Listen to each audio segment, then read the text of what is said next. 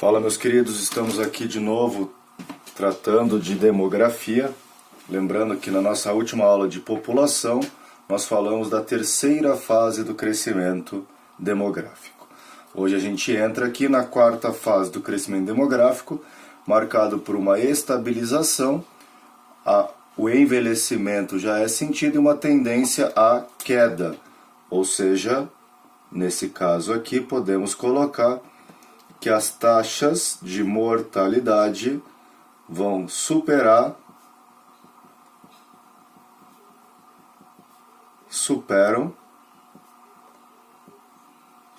a taxa de natalidade, ou seja, nascem menos pessoas do que morrem para cada grupo de 1000 pessoas. Tranquilo? Então, quando a gente fala de taxa de natalidade e mortalidade, a gente está falando de óbitos, no caso de mortalidade, para grupo de 1000 habitantes. Tudo bem? No caso aqui, a natalidade também, mas consideramos nascimentos para 1000 habitantes. Perfeito? E essa quarta fase aqui vai trazer para a gente algumas coisas muito claras. Primeiro, uma expectativa de vida bastante elevada. Peguei 2 casos europeus aqui como exemplo. Um exemplo aí, no caso, a gente está falando de uma época de coronavírus. 2 exemplos, a Itália com índice de mortalidade muito alto e a Alemanha, embora possua uma população com uma expectativa de vida média de 80 anos, um exemplo aí de como controlar esta pandemia. E a Itália com uma expectativa de vida de 83 anos. Tranquilo? Em média, lembrando que há uma tendência, no que a gente fala de expectativa de vida, que as mulheres vivam mais. Tá? Então aqui, ó, já deixa isso muito claro para vocês, não só na Itália, não só na Alemanha, mas em países como o Brasil, na própria África do Sul, as mulheres vivem mais.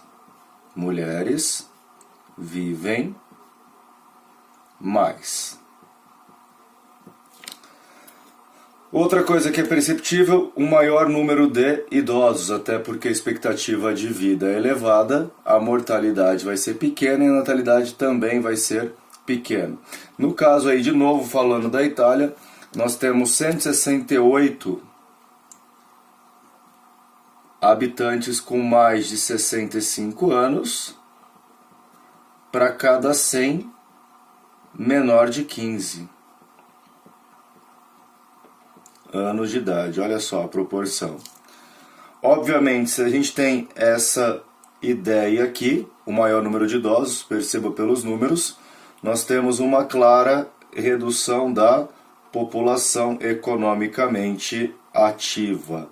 Ou seja, a parcela de jovens e adultos vai diminuir drasticamente.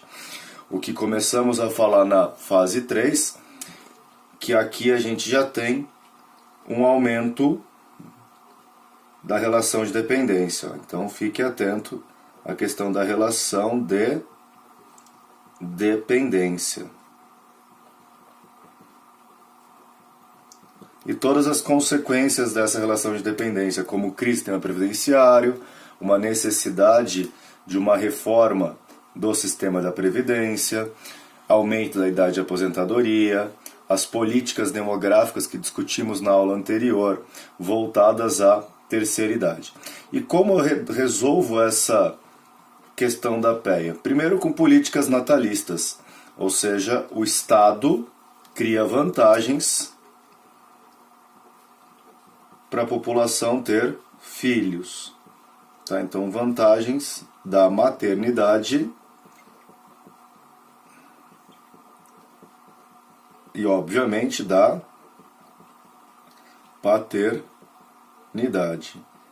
Exemplo, pagamento por filhos, aumento de licença maternidade e licença paternidade, é uma forma de tentar incentivar a população a ter filhos.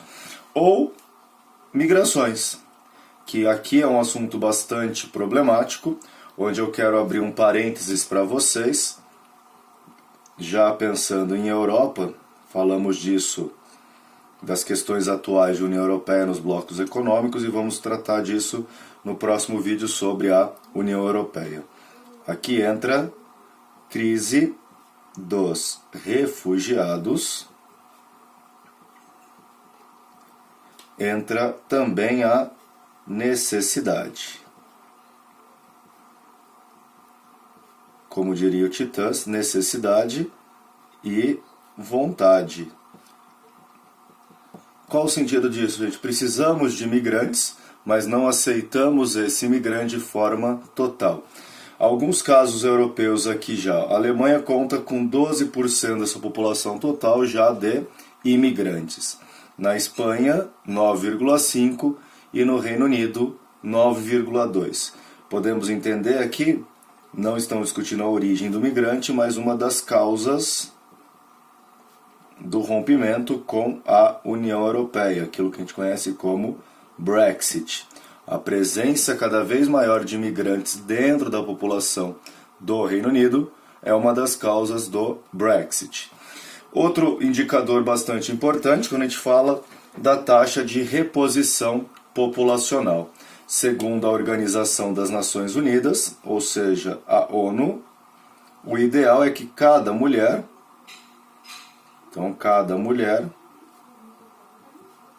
tenha 2,1 filhos, ou 2,1 filhos por mulher. No caso da Europa, onde essa quarta fase é mais clara, nós temos o Reino Unido com 1,6 filhos por mulher, a Bélgica 1,78, a Polônia com 1,38, a Itália com 1,47. Olha aqui, ó. Volta aqui para a proporção entre menores de 15 e maiores de 65 anos. A França se aproximando da taxa de reposição populacional, mas 0,4%, 0,4 filhos ainda abaixo. Perceba que há uma exceção aqui a esse bloco de países que eu pré-selecionei europeus, o Brasil. O Brasil tem em média 1,73 filhos por mulher. E lembrar que o Brasil ainda está na terceira fase. Ou seja, o Brasil ainda tem o seu bônus demográfico. Perfeito? Não sentimos ainda uma redução da PEA. E lembra que aqui, então, voltando à estrutura da população, nessa quarta fase nós temos a pirâmide em torre. Uma base extremamente estreita. Lembra da pirâmide? Uma base estreita, um topo bastante elevado e também estreito. Qual que é a tendência? Como a expectativa de vida vai aumentar, a tendência é que essa pirâmide, que a gente conhece como pirâmide em forma de torre, possa vir se tornar uma pirâmide invertida, onde o topo da pirâmide acaba sendo maior do que a base. Não temos nenhum país do mundo ainda nesta configuração, ok? Meus queridos, aquele abraço.